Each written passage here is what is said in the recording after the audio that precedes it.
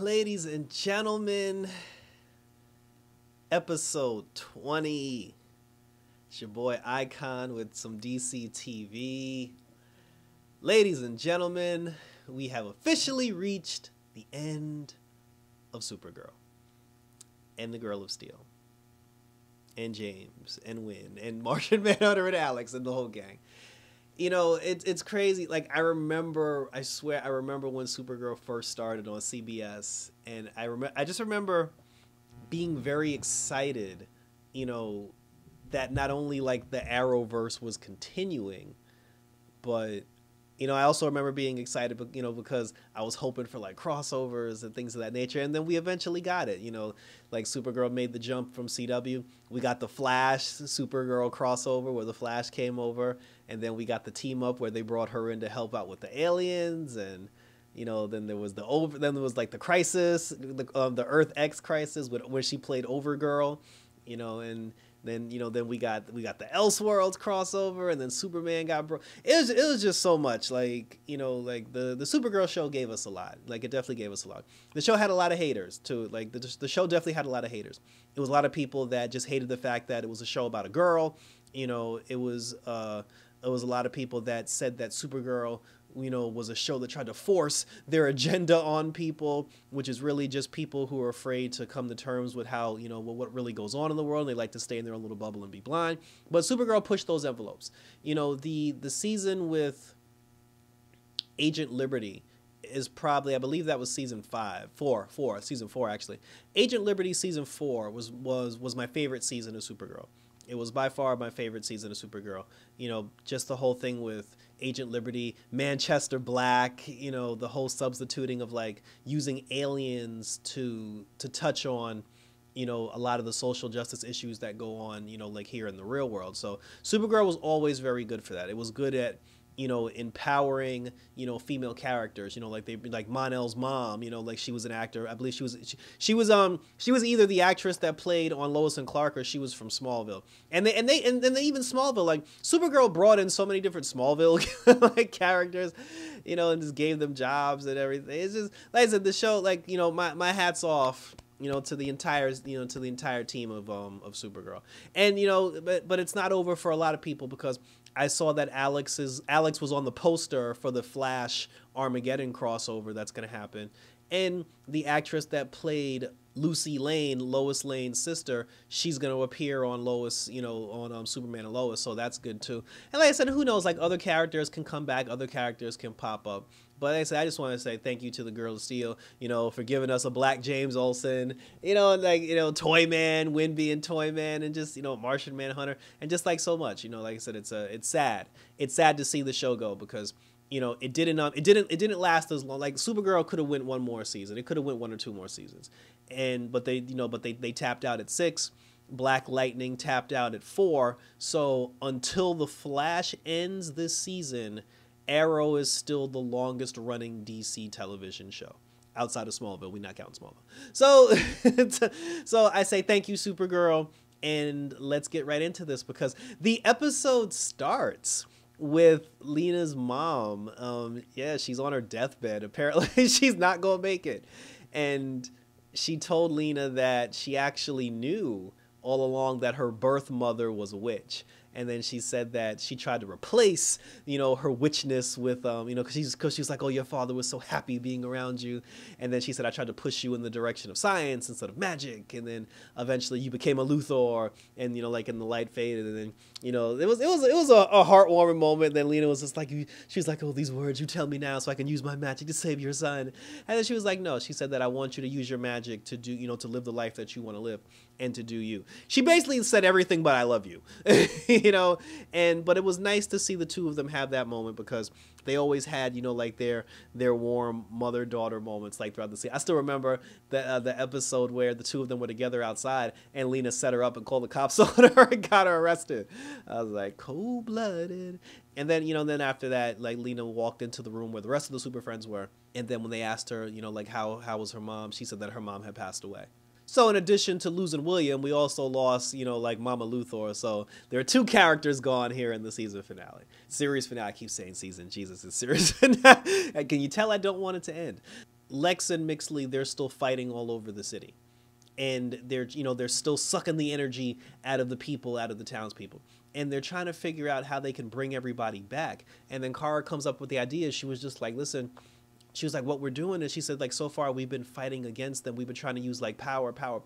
But she was like, what we need to do, she's like, we need to empower the people. Because if Mixley and Lex are siphoning the power from the people, if the people take their power back, if the people can, take control of their own lives, take control of their own destiny, then it should have the reverse effect and it should drain the All-Stone and drain Mixley and Lex's power.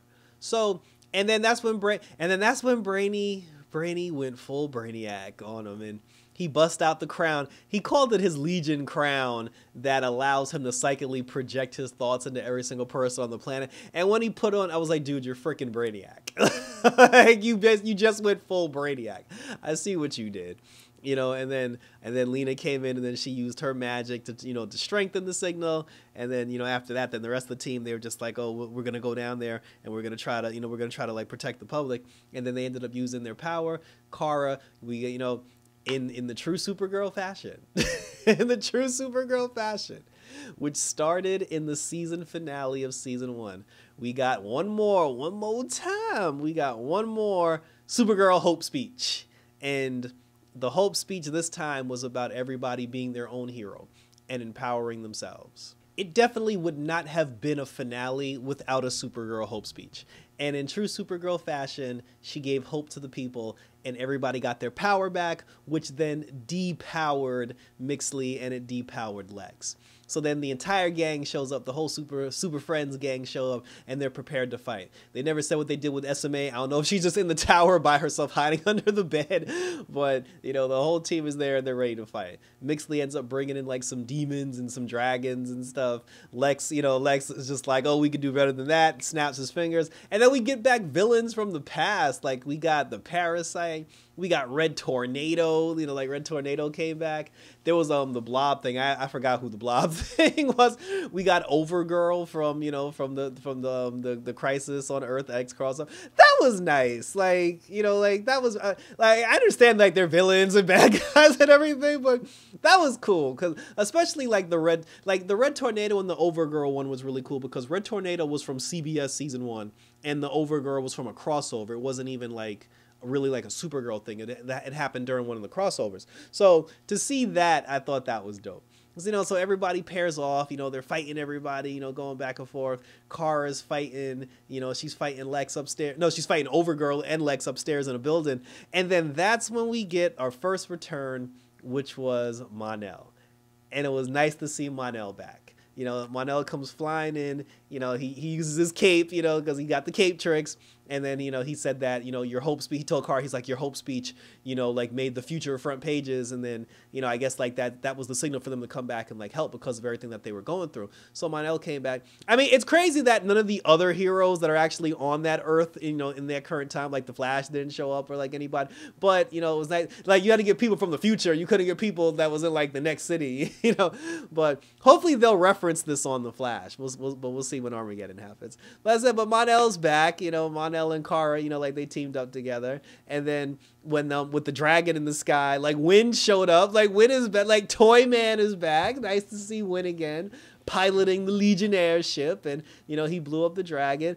We even got Metallo. Metallo was fighting Kelly. Metallo had knocked Kelly down. And then this is the part that got me excited, because when Kelly was down for the count and she was about to get blasted by a kryptonite blast beam, here came James. And I was like, the OG guard. And then he even had the suit with the voice, and he was like, sorry, sis. Like what I'm saying? Then we had like a Guardian team up, what I'm saying? I was like, oh shit, Jimmy and Kelly, James and Kelly, the Olsen family. Like being a Guardian runs in the Olsen family, and SMA better inherit that when she becomes an adult. So that was nice, like the nostalgia, like the super nostalgia. And then the whole team lined up, and then they were prepared to take down, like Mixley and everybody. And then Mixley had Mixley was fighting Dreamer. Even their mom showed up. Like the mom showed up.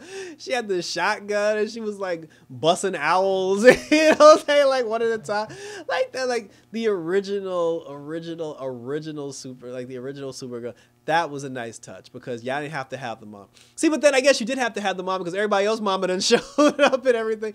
No, but to get the OG Supergirl back, that was nice. Like that was really nice. Even the guy that was working with Mixley the entire time, he turned on them, and then he ended up joining the forces of good. And then the town people came back too, because the black dude who ended up becoming a politician, like spoiler, he ended up becoming a politician. He got the entire city together. He rallied the city together, and then then everybody stood behind the Superfriends, and they said that we're not going to let you take over the world. We're going to stand up. We're going to empower ourselves, and we're going to fight. Even Andrea showed up, because Lex was about to blast Lena at one point, and then Andrea came in with the shadow powers and like got Lena out of harm's way. And I'm like, so we just going to let her keep this medallion? Like, so we're just not going to talk about her, the fact that she stole the medallion from Lena and she still got this medallion. But whatever. Like, whatever. You can't put a ribbon on everything. Like she saved Lena, and then I said like the whole city banded together. And then that's when Lex was just like, screw this. He opened up a portal to the Phantom Zone, which immediately freaked out Mixley. And he said that the Phantoms are going to take care of business once and for all. But then when the Phantoms came in to attack the people, a la Justice League, the Whedon cut that we'll never speak of again, the Phantoms ended up turning on, they didn't attack the people. They actually attacked Mixley and they attacked Lex. And then when they were just like, why are they attacking Mixley and Lex? And then, I think it was Jean that said, it was either Jean or Brainy, he was just like, oh, they're attracted to fear. And Mixley was obviously scared, but then he said that there's no bigger cover for fear than hubris, which is Lex Luthor. And that was very important, because the Phantoms ended up snatching up Mixley and snatching up Lex, and they took them back to the Phantom Zone, which is probably what scared the living bejesus out of Mixley, because the one thing Mixley did not want to do was go back to the Phantom Zone. And that's crazy to me, because this means that the prophecy of Mixley and Lex becoming a couple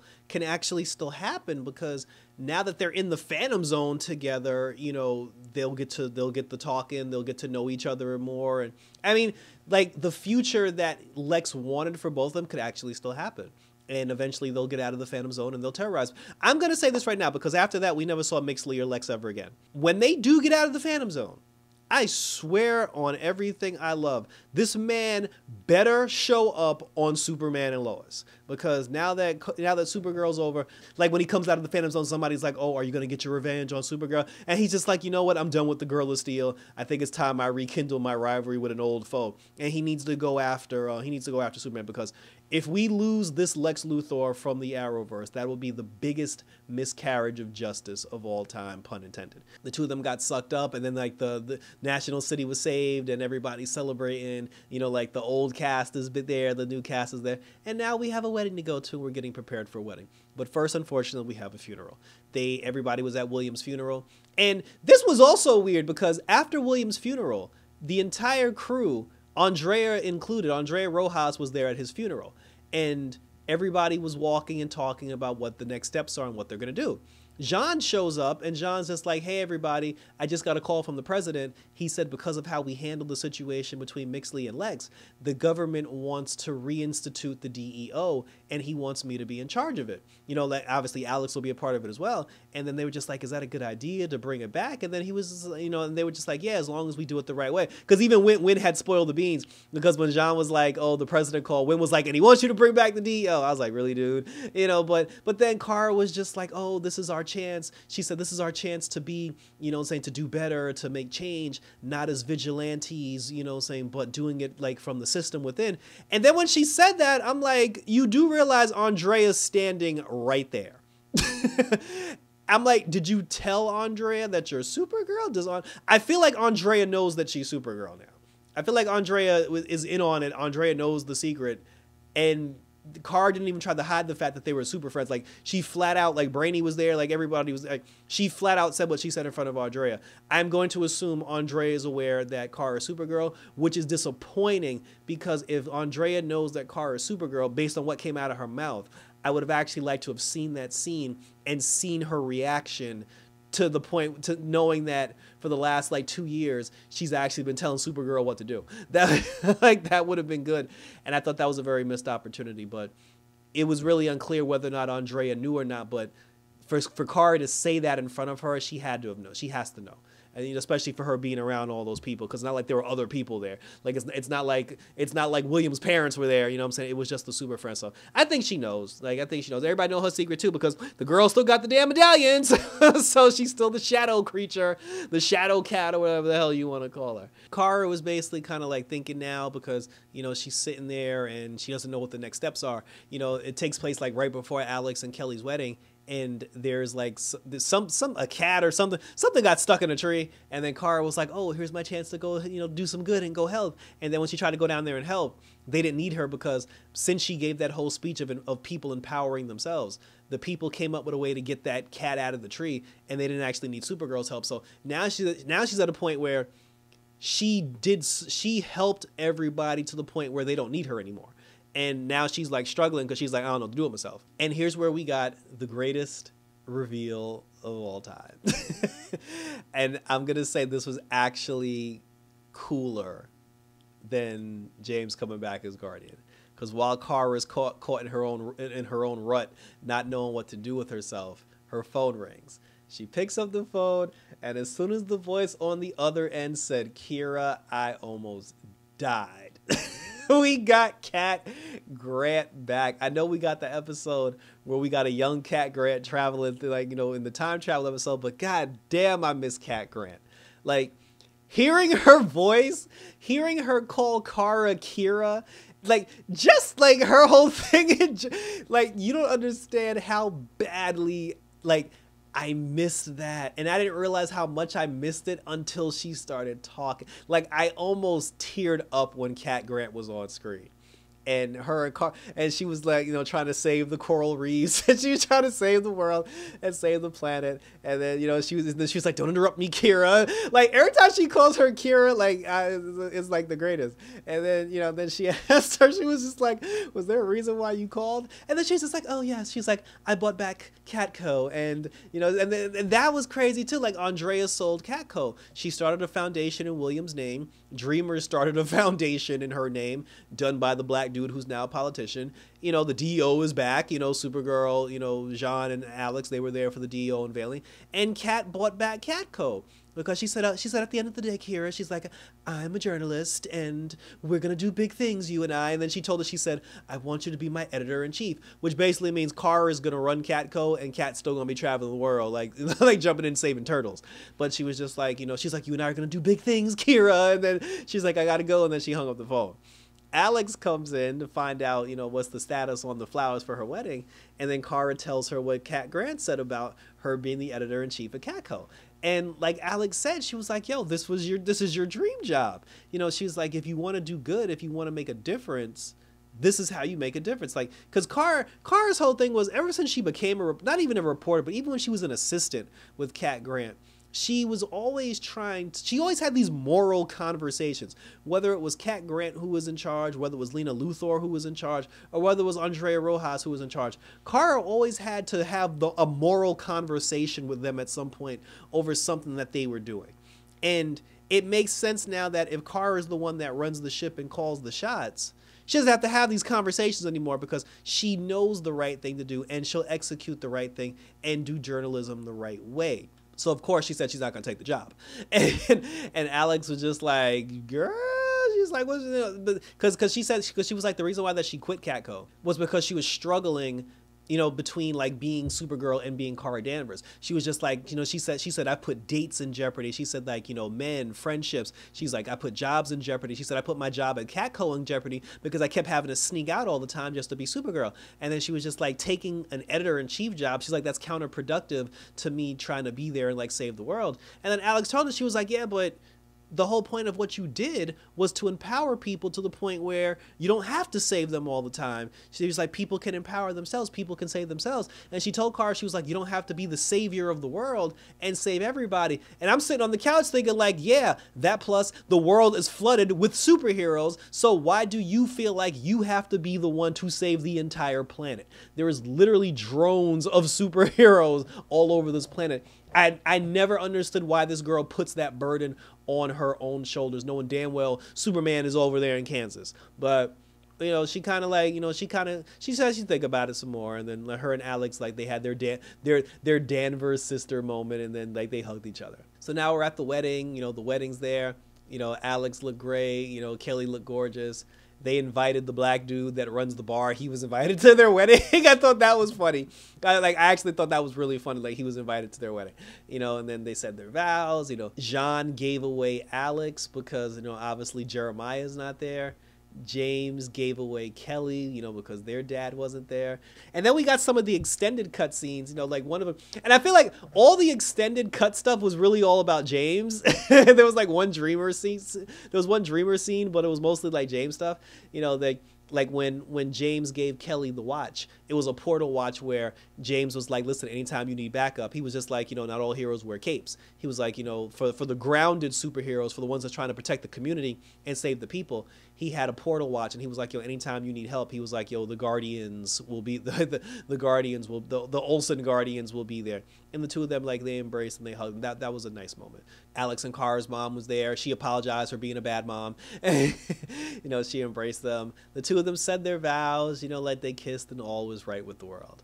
Then we're having the after party, like everybody's dancing, and everything. And they kept doing like little things like teasing James and Lena getting together.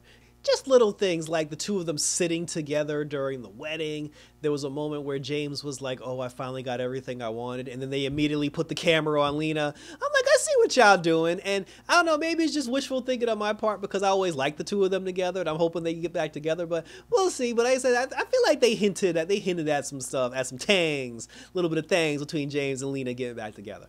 Then Dreamer caught the bouquet, and then, they did a scene where they were talking about how Dreamer and Brainy were the next to get married. There was a moment where Wynn was talking to Jean, and then he was just like, oh, let's just hope that the new deal will be a beacon of hope, be a beacon of peace and not violence. And then Wynn was like, well, it is. Like, it does turn into a beacon of peace. He was like, well, at least that's what Ewan McGonn's son always tells us. And then he was just like, my son. And that was nice, because the entire series was based on him losing his daughters. And I felt for him, losing his daughters, losing his family. And obviously, it would have been nice if McGonn was there. I will say that, like, I definitely missed I missed having Magan there. Like, I wish she would have been there in that scene, but the fact that we know that Magan and Jean end up having a child together, which means they obviously get married, that was a nice happy ending, although it didn't happen yet. That's a nice happy ending for Jean, because we're at the portion of the episode now where everybody's storyline is wrapping up. So the fact that him and Magan end up becoming happily ever after and have a child, like, that's dope, and I'm actually happy. I'm happy to hear that. Wynn ends up staying in the future. He doesn't come back to the past, and they did a whole thing with Dreamer and Brainy where, you know, he said goodbye to her, but then he came back for the wedding. And then, you know, she was just like, oh, but what about the future? And he was like, screw the future. He was like, I love you, Nia Nal. And the two of them, you know, like, they ended up staying together. Like, he ended up staying, like, in this current time. So that was cool. Like, that was cool that their relationship will continue on. James had a nice little moment with his niece. You know, she even called him Uncle James. And, you know, she made him a birdhouse. And he carried on the Olsen family tradition. And he gave SMA a camera. A picture camera. He said it was the same camera that his dad gave him when he was a kid, and he wants to pass it on to SMA, you know, and that was nice. She said that she loved him, and then the two of them embraced, and then he was like, come on, kid, let me show you how to take a real picture. And that was cool. Like, I'm just happy that the girl acknowledged James, because I was just like, you know, your sister's getting married, your sister has a child. I'm just like, can we just have one interaction with, like, James and the kid? And we got that. So I was happy about that. And again, what I'm talking about now, these are all scenes that were cut out of the version that aired on the CW. If you want to see all the scenes that got cut out added back in, watch the episode on the CW app. It actually says Supergirl's season finale extended cut. And this episode is called Kara. I didn't even say that. Kara is my sister's name. How could I forget that? You know, and then, you know, so that, and I said that was nice. And then we got an OG Super Friends moment where Kara, Wynn, and James were sitting at a table, and she actually said, because they got that from Arrow, because Felicity was the one that was like OG team. Felicity was always talking about OG Team Arrow, OG Team Arrow. So when she said, when Kara was like, oh, the OG Super Friends, I was like, ah, oh, there he goes. I was like, that was cool. They were talking about, you know, their season 1 time where they were hiding in the closet from Cat Grant. I said, which was nice. They had their whole conversation, you know, about where they've grown from the beginning, you know, up until now. And I said it was nice to see the three of them, because the show blossomed into this huge cast of characters, but the show pretty much started with the three of them, Jean and Alex. So, but Alex wasn't part of the group at the time, because her and Jean were doing the DEO thing. So to see the three of them, like she said, the OG Super Friends, that was nice, and I'm glad they gave us that moment.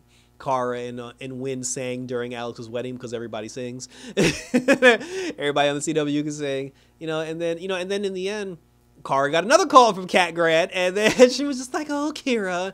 She was like, I noticed you didn't sign the paperwork to make you the official, you know, editor-in-chief of Catco. And then that's when Kara was like, look, Ms. Grant, you know, she was just like, yo, I don't know. And she said that I'm struggling. She said, I'm going through so many different things. And she was like, there's two different sides of me, and I can't, you know, do one without doing the other. And it's causing a lot of strain. And then she was like, why? Because you're Supergirl. And then she was like, of course I knew, bitch. She was like, you think those glasses fool anybody?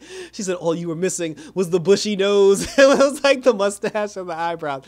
And I was like, Cat couldn't even admit that she got fooled in season 1 when Jean turned into her and shapeshifted into her. But Kat was just like, I knew it all along, Kira, you know. And then she was just like, put on your big girl cape.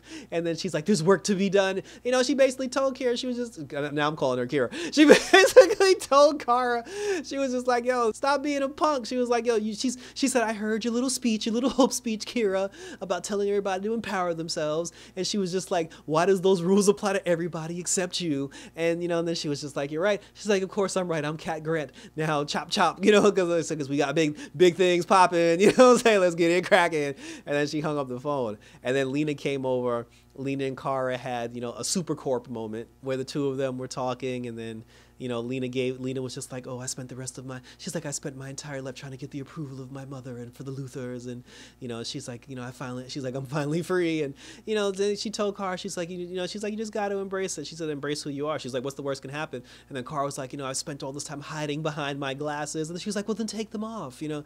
And then, you know, they hugged, and she was like, you know, you've pushed me the most out of everybody. And she's like, you're my best friend. And this is like they had a Legend of Korra moment like at the end. at the end of the episode. And then Alex and Kelly were gonna fly off, and they got in the car to leave. And then Lena left to go say bye. And then Kara took Lena and Kat's advice. Like, she took off the glasses and she was ready now to embrace the world as Supergirl. And then after she took the glasses off, there was another scene, which I guess is like 2 or 3 weeks later, where the entire Supergirl cast, they were doing charades, they were having fun, they were playing games.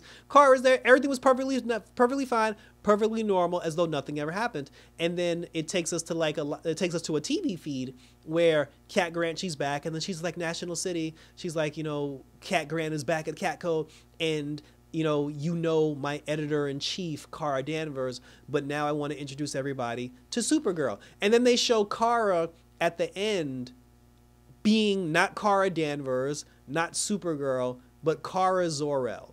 We see Kara Zor-El and the entire... Now, I was wrong because I thought that this show would end with her going back to Argo City to live with her parents. And her dad never came back. I thought her dad was going to come back because the last time we saw her dad, he went back to Argo City to go be with his wife, to go be with Kara's mom. I thought at least the parents would show up in the series finale. That would have been cool if her parents showed up to save National City. But the dad never came back, and I actually thought that was sad. It would have been nice to see her parents, like one more time. Yeah, I was wrong. Like, she didn't go to Argo City. Instead, she stayed. And she basically told the world who she is. And that probably is trouble for Superman because everybody knows now that Superman and that they know that Superman and Supergirl are cousins. People are probably going to investigate that now. So I was just like, from a Superman standpoint, I don't know how smart that was, but but Lex knows her secret identity. So I guess it's not that big a deal. But basically now everybody knows that Supergirl herself is the editor-in-chief of Catco, which means she did not leave the Arrowverse. She's still here. She's still embedded. The entire Supergirl cast is still here. Nobody left. Nobody died. Nobody disappeared. The show still exists exactly how it is. We just don't get to see it anymore because it's over. But that's a good thing, not that it's over, but it's a good thing that the show didn't change, that nobody left, nobody disappeared, nobody died. It's a good thing that everybody's still intact because now, if they want, they can bring these characters back in crossovers, or they can bring them back so they can appear on other people's shows. We can still get these characters. Melissa Benoist can suit up as Supergirl again whenever she decides that she just wants to pop up, because now she's not contractually obligated to stay in Vancouver for 10 months out of the year. She can show up for like 2 weeks, do a quick thing, do an episode of something, do a crossover, and then she can go back to California, well, New York. I think Melissa Benoist lives in New York. And then she can go back to New York and she can live her life with Mon-El. Because, I think the two of them are married and they have a son together. Kelly and Alex made Lena SMA's godmother, which was an odd choice because it's not like Kelly, Lena, and Alex were besties. I mean, it would have made more sense it would have made more sense for Dreamer to be her godmother, either Kara or Dreamer, but they chose Lena, so okay. Like, I ain't got a problem with that. Lena was looking fine in that outfit too, with her hair slicked back with the eye makeup. I was like, y'all trying to make it look like a witch, but she's still fine. Don't try. I was like, she had the purple suit on and everything, booty was out, but but it was they said it was cool. That was cool. Like Lena's the godmother, SMA's godmother. SMA's part of the family now. She's part of the show. And said that was it. Like, I unless I'm forgetting something else, that was pretty much it. And I'm sad, but thank you for tuning in. Like, it's crazy because when I think about Supergirl ending, and I think, it makes, like, Supergirl ending makes me think about Arrow, because Supergirl, Flash, and Arrow were supposed to be the trinity of television. They were supposed to be the Batman, Superman, and Wonder Woman of the TV universe. And because Arrow started so damn early and birthed all these other shows later, Arrow ended early, and we never had a chance. I feel like we were robbed of so much good television between Oliver Queen, Kara Danvers, and Barry Allen. But we did get a lot of good television as well, because in the Elseworlds crossover, when the three of them are walking through through Argus, talking about whether or not Batman's real, I thought that was one of the greatest scenes of all time. Go back and watch the scene. See, go back and watch the scene in the Elseworlds crossover, when they're on their way to Gotham and Oliver, Barry, and Kara are walking through Argus and they're having a conversation about whether or not Batman's real. When you watch that scene, look at Kara's facial expressions the whole conversation. Because the conversation is mostly Barry and Oliver, but Kara's standing there with them. Look at Kara's face when you watch that scene for that whole scene. That shit is awesome. And like I said, you know, but that's it. Yeah, Supergirl's done, y'all. Like, Supergirl's in the books. No more Girl of Steel, but you know, we got Superman now. Like, you know, we may have lost, you know, when we lost Arrow, I was like, yo, we got Black Lightning, and then we ended up getting Batwoman. You know, Batwoman, to me, Batwoman and Black Lightning, they were the ground and pound shows that reminded me of Arrow, where it's like, it wasn't super, you weren't in the clouds fighting aliens and magic and all this other stuff. Like, it was basically just like getting in the dirt, getting in the mud, getting down and dirty. So Batwoman and Black Lightning provided me, you know, with that, that it filled that void for me that Arrow left behind. And then we unfortunately lost Black Lightning. But Superman and Lois does fill the super gap when it comes to losing Supergirl. So I'm not mad at that. And like I said, and I hope and pray that these characters not only pop up on other Arrowverse shows through crossovers, but I hope they pop up on Superman and Lois as well. So that was it, guys. So, I mean, share your thoughts below. Share your highs of Supergirl. What was your favorite season? Favorite characters? What's something about the show, something about the characters that you wish you would have seen? What was some things that didn't happen that you would like to have seen happen? And like I said, share your thoughts and let's talk about it. Like I said, the only thing that's missing for me, I just would have liked to have seen Lena and James officially like get together. But like I said, who knows? Maybe we'll get something. We'll get some information about that in the future. I would have liked to actually have seen us go to the future and meet the Legion of Superheroes, but I guess we couldn't do that. And who knows? Maybe somebody will get a spinoff. You know, maybe we'll get an Alex. Maybe we'll get an Alex Kelly, you know, John Jones spinoff called The DEO. And I would watch that. Like, if we get a DEO spinoff, I'd definitely watch that. But that was it, guys. Like I said, hit me up on Twitter. Hit me up on Instagram. Go to Imaginative Visions on YouTube and check out the interview that I did with Justin, interviewing, you know, independent content, you know, content creators such as myself. Great interview. Link will be in the description for you to check it out. So that's it, guys. So for the final time, you know, for the last time, I mean, it's the final time for the Girl of Steel, but it's not the last time. It's up and away. But until then, Supergirl cast, thank you. We love you. We appreciate you. And for the final time for the Girl of Steel, take care, guys. And I'm out this bitch.